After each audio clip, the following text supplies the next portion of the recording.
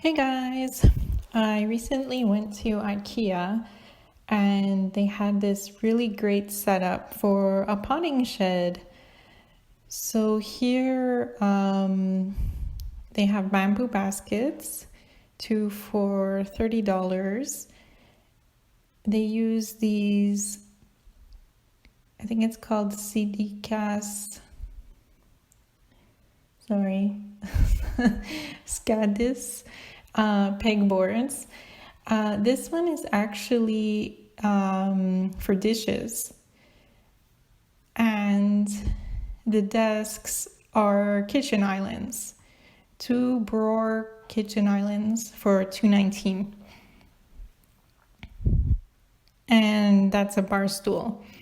I really like how they mix the usage of things, stuff that you wouldn't normally think for the garden, like kitchen items. And the pegboard is really cool. So what do they have on the pegboard? They have their spray bottle, shovel, twine. I think it's a really nice setup, and I wouldn't mind having this setup myself. So here are the products.